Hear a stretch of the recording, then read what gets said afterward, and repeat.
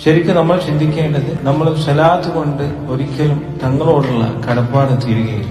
തങ്ങളുടെ പേരിലെ സ്വലാത്തിലൂടെ അള്ളാഹു നമുക്ക് മഗ്ഫിറത്തിന്റെ വാതിൽ തുറന്നുതരാണ്. നമ്മൾ ചെല്ലുന്തോറും ഗുണം നമുക്കാണ്, നമ്മുടെ പാപങ്ങൾ കുറയ്ക്കാണ്, നമ്മുടെ ദർജ അള്ളാഹു ഉയർത്താണ്. പക്ഷെ തങ്ങളോട് നമുക്കൊരു കടപ്പാടുണ്ട്. ഇതൊന്നും കിട്ടിയില്ലെങ്കിലും, അള്ളാഹു ഇതൊന്നും തരുന്നില്ലെങ്കിലും നമ്മൾ സ്വലാത്ത് ചെല്ലാൻ ബാധ്യത ഉണ്ടെന്ന് ഓർക്കണം. ഓരോ സ്വലാത്ത് ചെല്ലുമ്പോൾ ബദർ യുദ്ധത്തിൽ തങ്ങളേറ്റ വേദന ഓർക്കുക, ഉഹദ് യുദ്ധത്തിൽ തങ്ങളെ ഏറ്റ വേദന ഓർക്കുക, തങ്ങൾ പട്ടിണി കിടന്നത് ഓർക്കുക, തങ്ങൾ ഉമ്മത്തിന് വേണ്ടി അള്ളാഹുവോട് പ്രാർത്ഥിച്ച നിമിഷങ്ങൾ ഓർക്കുക, രാത്രി കാല് നീര് വെക്കുന്നതിന് നമുക്ക് വേണ്ടി പ്രാർത്ഥിച്ച നിമിഷങ്ങൾ ഓർക്കുക. ഇതാണ് നമ്മൾ മനസ്സിൽ വരുന്നത്. തങ്ങൾ ഉമ്മത്തിന് വേണ്ടി അനുഭവിച്ച നൊമ്പരങ്ങൾ ഓരോന്ന് ഓർക്കുക.